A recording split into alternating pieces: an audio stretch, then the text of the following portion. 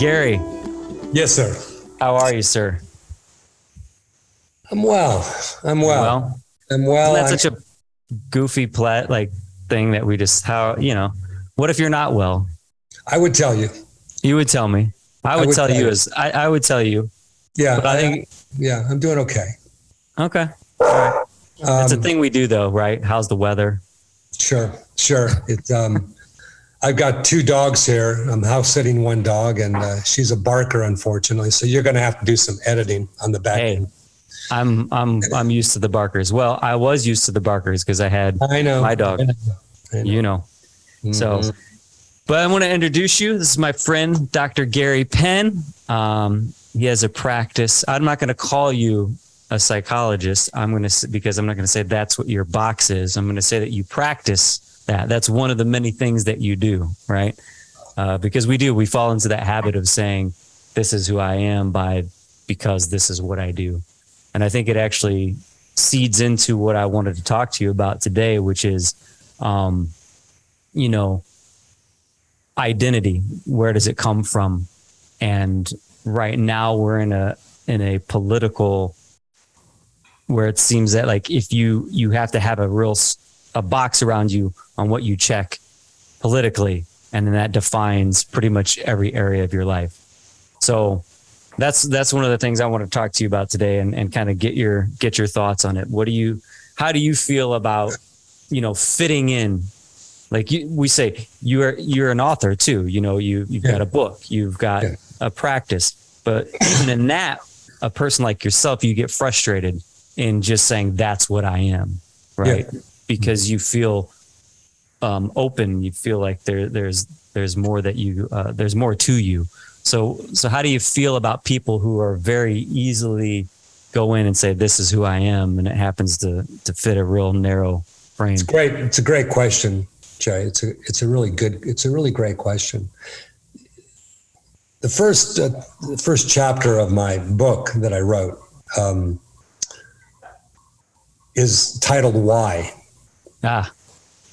And I think it's such a good question. Like, why do we do the things we do? Why do we believe the things we believe?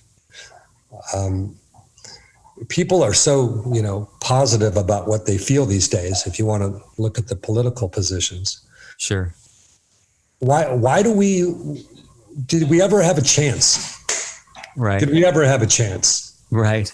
Did we ever have a chance if I grew up in a religious home? Mm-hmm. If I, did I ever have a chance of not being a Jew or not being a Christian or Muslim? Right. Did I ever have a chance? Parents told me a story when I was a boy. All right. They told me a story, Jay. They said, listen, this is a story. There's another story out there that this person supposedly walked on water. So stupid. And, he healed the That's so dumb. And he turned water into wine. It's so stupid. But you know what, little Gary? It is. Moses did part the Red Sea. Mm. And he had all those miracles and all those things happened. That makes perfect sense. So for some reason, it's stupid to believe that Jesus is the Son of God. Right. We believe that in the future, there's going to be some man named Shlomo. And he's going to be the Son of God. He's going to be the Messiah. Right. So did we ever have a chance? I know, got out of that kind of groove in the album and you become a free thinker. Right. I've become a free thinker. It's so crazy that you're saying this because I have a series of paintings that I'm going to do. Yep. And I just came up with this talking to my friend Tony last week sometime. And they're going to be the painting, big canvas, and it's just words. So it's really, I'm trying to get, the idea less than a symbol of icons and whatever, but it's just the words. And the whole series is the top part will never change. Well, it's funny that I said it never changed. The top part is I changed my mind about, and then I'm going to do a series of paintings that say, I changed my mind about abortion. Right. I changed my mind about Donald Trump. I changed my mind about the founding fathers. I changed my mind about Christianity, about Jesus, about Muhammad. How many people, one, can say that they changed their mind about these topics? Yes. Because these topics, like you said, we're born for these topics. You don't get to change that topic. Right. This is just what it is. Yeah. So I changed my mind about that's, and then the bottom part, of course, like, I think on either side of the issue, if it triggers you, it will trigger most people, which is what's ironic on both sides. I changed my mind about abortion. It's going to trigger both sides. What do you mean you changed your mind? What do you mean? Yeah. You changed it from what to what? You see, I changed my mind about Christianity. How can you do that? What do you mean you changed your mind? So I think that series of paintings is exactly what we're talking about right here. Right.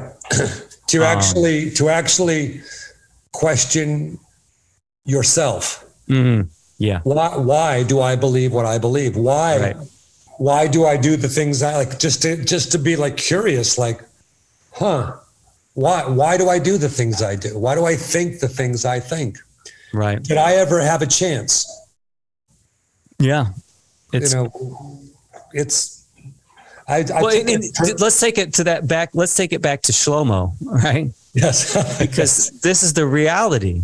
Yes. The reality is that Shlomo can never come, because not only because of the nature of the waiting, who could be Shlomo? What if it's me or you?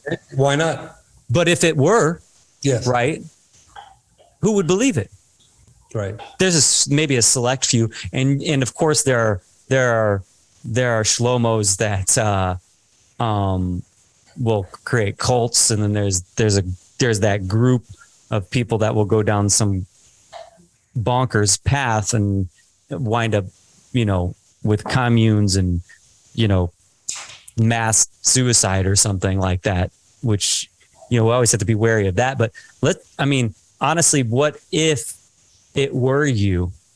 Suspend all disbelief for a minute, and you were what was being waited for.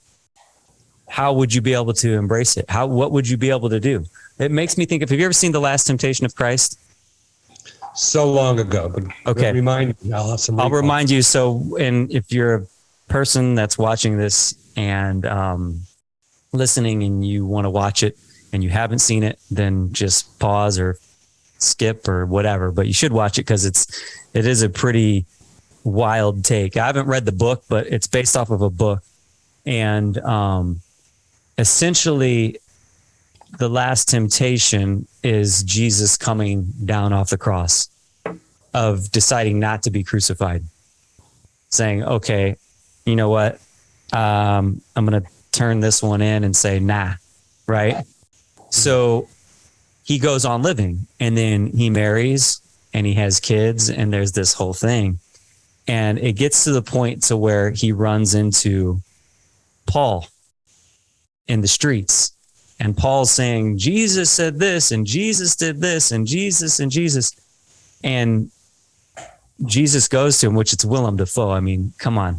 Willem Dafoe is Jesus, and Harvey Keitel is Judas. Like, what's going on? Only Martin Scorsese would do this. So, but Jesus goes up to Paul, and he's like, that's not what I was saying.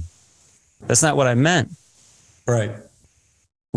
He's like, no, he's like, and then Paul looks at him like, because of course we have to realize, again, in that whole, we're suspending disbelief for a minute here in our quest, right? Yeah. But the notion that so many people don't even know that, like, Paul writing Corinthians, first of all, headhunted Christians for a time. That's number one. But even if you do know that, most Christians probably don't know that Paul never met Jesus. Like, if there was a historical figure person, Jesus, to walk on the planet, Paul never would have met him, right? I did not know that. So there it is, right? You just taught me something. So Paul never met Jesus. Paul was writing like 50 years after the crucifixion. Okay. So Paul, not having met Jesus, has just as much authority to talk about what Jesus was saying as you or I do. Except, of course, Jesus was talking to Paul in the God code that we well, supposedly, but who's to say he wasn't talking to me? I could say that, can never be disproved. Yeah. Right. So, but mainly what I'm getting at is with the last temptation, that's kind of the thing that he's addressing there. And he goes up to him and he says, Jesus says to Paul, that's not what I was saying. That's not what I wasn't. And then he goes, listen, friend, Paul to Jesus, I don't know who you are, but the resurrected Jesus, this is what he said. This is who he is. This is what he meant. And so it's like, you could literally, in that moment where we're suspending disbelief and we're going through this metaphor and this story, we see a Jesus that says, I love your shirt, by the way. I got to throw down to that. Of course. We see Jesus telling Paul, that is not what I meant. Right. And he says, it doesn't matter. Even if you were who you say that you are, it doesn't matter, because the resurrected Jesus says this, and this is what he says, and this is what he wants us to believe. Right. That's right. So, Shlomo has no chance. There's no Shlomo coming. It reminds me of the scene from Annie Hall, the infamous scene from Annie Hall, when Diane Keaton and Woody Allen were in line, and some guy was pontificating about a movie or something, or an author. Okay. And he was going on and on, what this is, what this is, what this means. And then the guy behind him says, excuse me, I'm the man who wrote that book. And you're full of shit. And he goes on and on. And Woody Allen. That's awesome. I'll have to pull that up again. That's awesome. Woody Allen looks in the camera. Wouldn't that be great if life was just like this? And it's kind of like the same thing. He's like, excuse me, I am Jesus Christ. And sure. Yeah. That's wild. I guess it takes us back to the question again. Did we stand a chance? I think unfortunately, talking about whether it's Judaism or Christianity, those are ones obviously I'm more familiar with. I'm a little bit into some of the Buddhism and some of the Islam. I've done a little bit of tertiary, like looking into those, of course. But the indoctrination says, mind if I mention Judaism for a moment? Because I was raised in a culturally Jewish home. Sure. I think last Passover, was it Passover or something? There was a Seder at my nephew's house. He has kids. Okay. So we were talking about, the whole story of, the blood on the lentil, and God was killing all the people, and and God saved all the Jews. Right. And I was sitting there, I was just thinking as the kids were talking about the stories, and I was saying, I go, well, what the fuck? Like, was God like one and done? Like, I don't understand it. It's like Jews have been tortured, like for the last, the Holocaust and all this shit. Right. I don't get it. Like, you had all this torture from the Jews, and then all the, African Americans are like, what the fuck is God doing? If God is an activist God, right? And then you have like Donald Trump, and you have Tucker Carlson, and you have all these people, and you're going, right. Where is God, by the way? Could you please tell me, sir? I need some help. Right. I need a friend. I'm reaching out to a friend. Could you tell where is this person? I'm serious. Where is he or her? Where is this entity? And when is this entity going to save us from ourselves?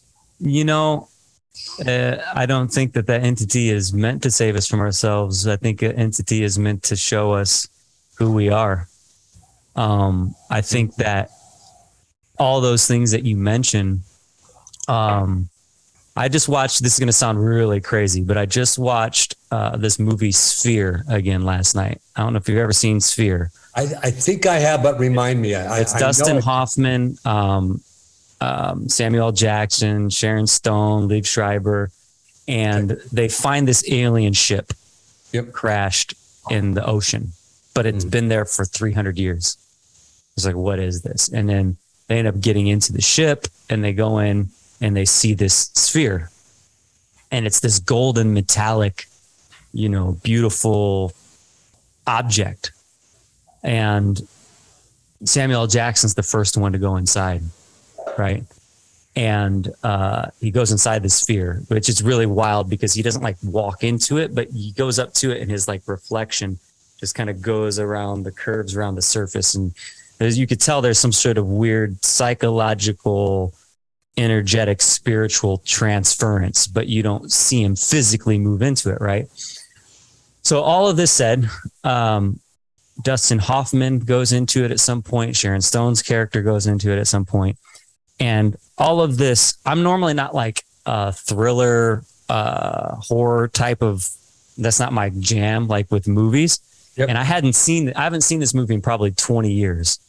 But it was one of the first DVDs I ever bought because it was like when I got a DVD player and it's like, there weren't a lot of DVDs to choose from. And this is one of the ones I got. And,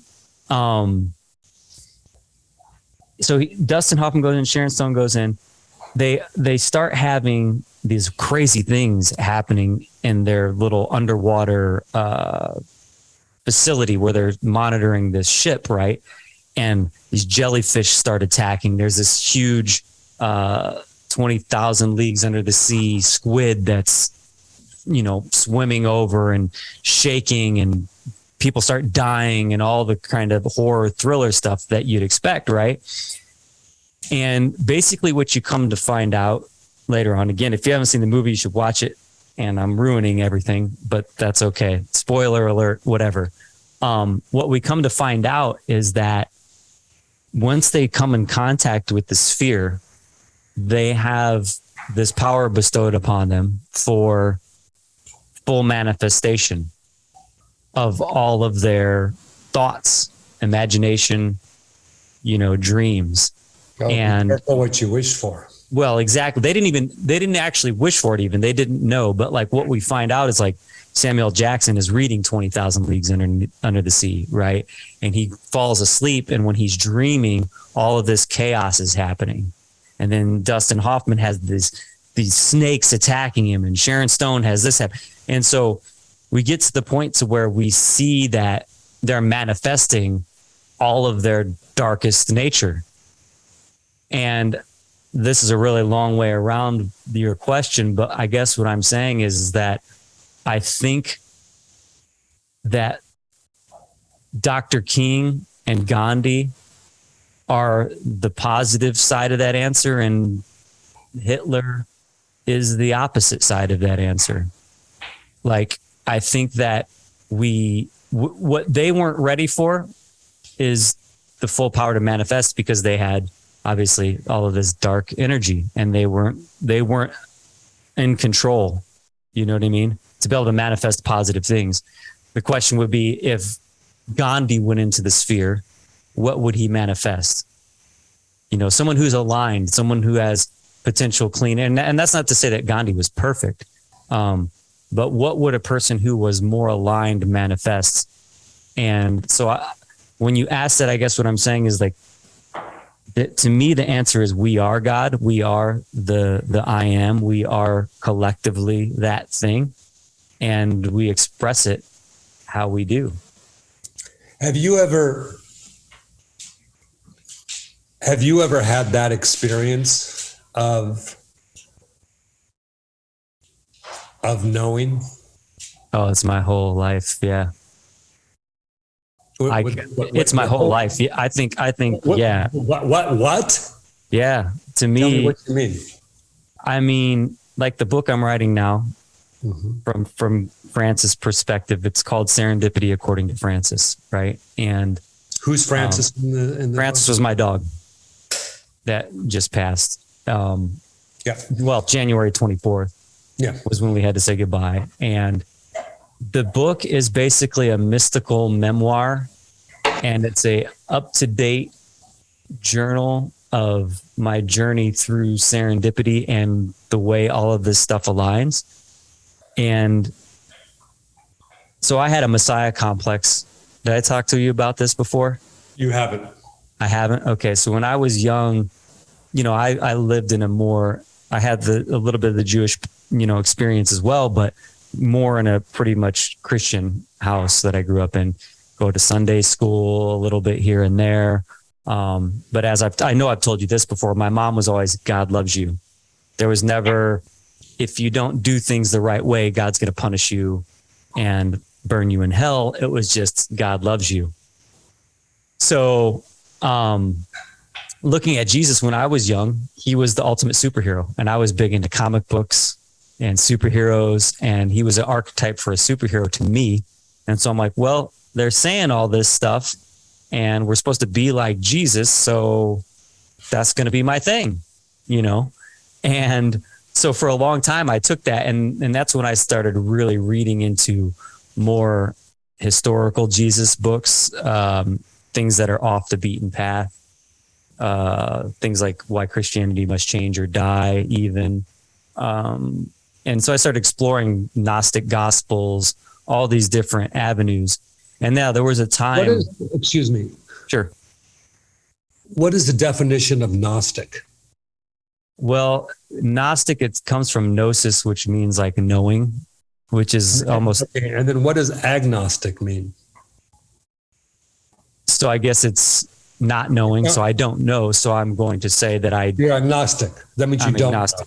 I don't know. So it's basically knowing. Okay, continue. I'm an atheist would say I'm not a theist, which ironically doesn't mean that you don't believe in God. You can say that you're an atheist and still believe in God. You could say, I don't believe in a deity. And a theism around a deity, I don't believe in, which is kind of where I'm, it's like more like the Force in Star Wars. Do you mind if I just interject 1 second? Sure. Yeah. I really loved it. I don't want, tell me if you wanted me to wait. No, go ahead. We're in the flow. Okay. So I've felt that if someone says that, if someone says God is omnipotent, then by definition, God is everything. Right. Right? Sure. Absolutely. Because you can't have, if God is, so basically God is just all energy. Right. All the bits of energy in the universe would be, because if this, I think I told you this before, if my glasses were not God, then you're making God finite. Right. And by definition, then you're saying God is finite. He's everything but these glasses. Right. So if God is, you could just say God is every bit of energy in the universe. Right. No, I agree with that. I think and the thing is, right now we're using these words and we're using English and we're using symbols of objects and all these different things. And if we talked about energy, we could say that we know that energy or matter, it changes forms. It never is created or destroyed. It just changes forms, right? Yes. So that would sound like a God experience to me, I guess is what I'm saying. It holds, the analogy stands in that regard to me. Have you ever had a God experience? That's what I'm saying. I feel like my whole life is full. You've actually had that in your heart, in your mind. Yeah. And I don't mean it in a corny way. What is that like for you? What is that like for you when you've had it? Is it? It's terrifying. So I'll go back to the sphere again, right? Okay. In sphere, they're even if they're dreaming, they start seeing like they don't have control of this thing, right? But they see there's this immense implication of what it means in their reality. And then there's all of this stuff happening, but yet they don't have control of it. And so I bring it to the point of lucid dreaming, where I've only had what I would call, where I feel like it was a full-on lucid dream, maybe 3 times in my life. And I know there are people who will throw the term around saying, no, yeah, I've had lucid dreams. I have them all the time, It's like, maybe they do. How do you define a lucid dream? For me, I was right now, if your face opened up like this and there was a diamond in the middle of your the space of your head as we're talking on the screen right now, and it happened. That's what a lucid dream feels like to me, where I knew I was fully in the dream state. Yes. And then I was controlling what was happening in the dream state, and I was fully conscious, but there was one that I had where I couldn't escape it. Like I couldn't wake up. Like I knew I was laying in bed. I could feel my body laying in bed. But you had the paralysis that comes with it. There was the paralysis. And then when I did finally wake up, I had the best, because usually, we're talking about experiences in a dream. There's no objective reality. So we say we remember a dream, but we don't remember anything really. We could make it all up right now just as much as we quote unquote remember it, because there's no objective place where it happened. And so usually when I do even remember my dreams, if I'm not in that lucid state, it's like somewhat like watching a film, but the way that I would have a memory. Like if I were to access a memory, I don't hear my friend, I don't hear Gary saying, "Hey Jay, remember the glasses, and God is the glasses." If I were to remember that right now, I don't hear you saying it, but I hear it in that internal dialogue. Yeah. But when I woke up from this dream, when I had the sleep paralysis and I knew I was there, it was the only time I've had a actual, what felt like I heard with my ears an experience. And the best way I could describe it is I was over my body, and it's kind of like this out of body experience thing. And it was like wind going past my ears, and it just sounded like, yeah. Yeah. And then, and then I like, and I felt like I landed in my body, and I woke up and I was crying, and it was like super intense. But when I did, I was in my apartment walking around before this happened. And so then when I woke up, I was like, but am I still sleeping?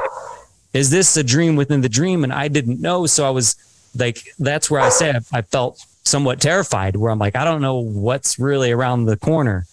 And the reason why I'm bringing up the sphere then again is because if you really had a lucid dream, and even or if this waking life is a dream or whatever it is, the implications are you sure you're ready for that? Because what would we manifest? And that's why I say it's terror in the sense of like, when I get close to it, what I feel like is whatever that is. Yes. I feel like the hair on my arm stands up and my skin, and like it's like something that I'm obviously having an experience of some sort, but I wouldn't call it like I wouldn't say like, oh, God spoke to me and you know what I mean? It's in the just in all of the little whispers, but you got to like, you got to see it and articulate it, like the way we met and how did that happen and how did this happen? And this just the fine, like grains of sand that build up to something bigger. The whole is greater than the sum of the parts, and there's just something magical. Yeah. Could I? Please, sorry, I took on. No. I like it. Could I? I mean, you can go on. No, please give me what you got. When I don't know how old I was, maybe 20. Mm-hmm. I was living at my home, my original home that I grew up in. Mm-hmm. I was just, I think my mother and I were just living there by myself. And it's probably like 4:00 in the afternoon. And for some reason, I just felt very relaxed. Wasn't high, wasn't anything, wasn't doing anything weird. It just was sitting there. And I just fell back on my bed, and I instantly became in a very relaxed state. Okay. This isn't anything I was working on or wasn't reading any kind of weird books. I just went into a very relaxed state.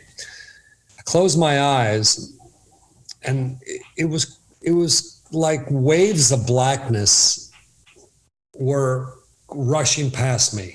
Like waves of blackness, and it was like a deeper and deeper sense of relaxation. To your point, I was conscious the whole time.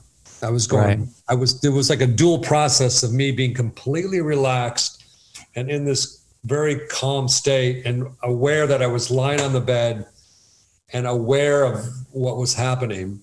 Sure. And then I was pulled out of my body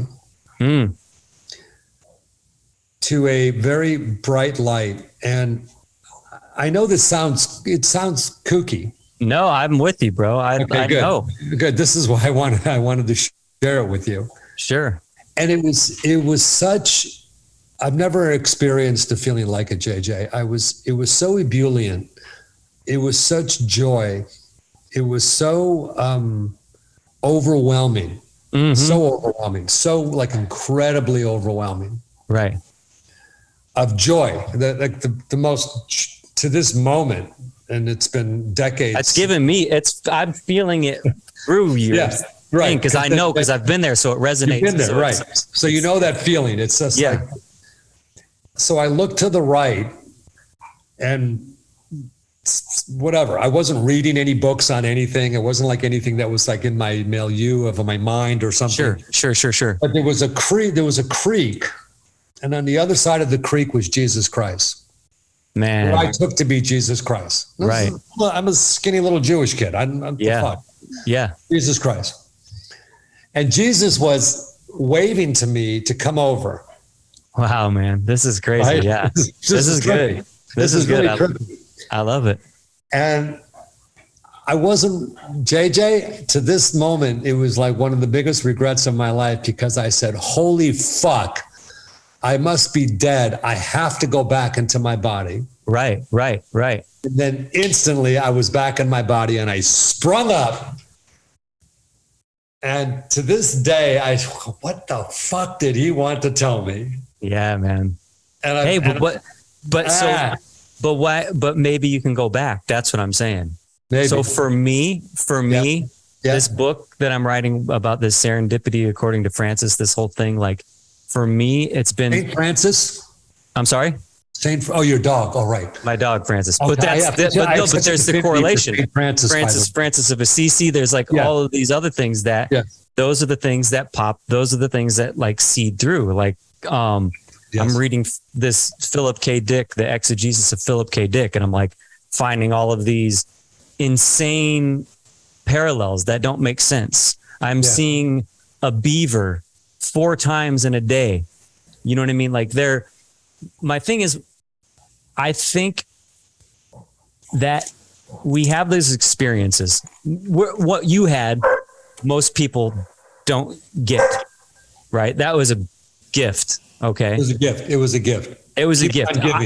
Honestly, I'm jealous because I didn't have that one. That's big, right? Yeah. I've had these, but not like that. And I love it. Right. Yeah. But we get these little gifts every day. I'm telling you, if a person that we talk about with Jung and the synchronicity. Yes. If a person were to digest and articulate the synchronicities that they see in their life, they would be led to that creek. That's my contention. I'm being led to that creek as I follow it on this journey. It's a story I tell myself. They say, the cynic says, well, you only see it because you're looking for it. Right. But the algorithm I just wrote about this the other day because I did a video on this a while back. The algorithm is the law of attraction in the form of technology. When we go on Facebook, this goes back to your God question. We blame this algorithm. It's so nasty. It's showing us the worst of us. It shows me this bullshit about Donald Trump. Look, you can observe something and not engage it. And if you observe but don't engage and you turn away, then you're not going to see it more. As we're talking about the algorithm, you see, because we could talk about spirit. You're so right. You're so right. If I think black people are evil, the universe will provide me with evil black people. Right. Absolutely. I mean genuinely, objectively evil, because I'll be looking around and I'll be like looking like, the fuck are you looking at, honky? And all of a sudden, I knew it. That's yeah. See, but that's people wear that. And so that's when you ask that question about God, people wear that we have that. Now, you can't completely defeat it entirely in yourself, but if you just look at your responsibility in something as specific as the algorithm on social media, the content that you look at and you engage with, the algorithm will give you more of it. That's the way it works. And then we blame the algorithm. Oh, that stupid algorithm. Yeah. No, the algorithm is rewarding you. Smart. That's very, very smart. That's a great analogy. That's really, really nice. I'm going to steal that from you. Well, do it. So, I'm going to use that in my practice. I'm going to use it in my practice. That's great. But because that's what we do. We the algorithm, then we blame the algorithm, but it's like, no, we need to take agency over what we engage with. So good. I'm like, wait a minute. I'm very happy with you right now. That's really good. JJ, that's great. In my job, it's all about metaphors. It's all about analogy. That is like a bullseye. I love that. That's awesome. Well, thank you. That means a lot. But so that's the thing. We can use that. I'm using it there and you'll use it in your practice. And that's a great thing. But what we got to do is understand that mystically, the esoteric, the magical, it works the same way. Spiritual masters for centuries have been saying it. Now we can look at it in the algorithm. So if you have skepticism about it in the spiritual sense, I understand. That. I get that hurdle, of course. Right? Especially depending on what your upbringing was and well, your Christianity was touching little boys and you were one of those boys that it touched. And so you're fuck that, you know what I mean? Because of you throw out the one bad apple spoils the bunch type of thing. Right. But I understand. But if you look at the algorithm, which is something that is removed from that, and we look at it from a more practical, reasonable, scientific understanding, we say, this is what it is. And so I like to say, look, I'm using the algorithm as a law of attraction. And the funny thing is, if you mess with the word rhythm on algorithm and make it RHYTM, you turn it into rhythm, which goes right into synchronicity, which goes right into coincidence, serendipity, the algorithm, the rhythm, the rhythm, you know what I mean? And so I'm using that. Let me ask you a question. How happy does the photographs from the James Webb telescope make you? I've not seen them.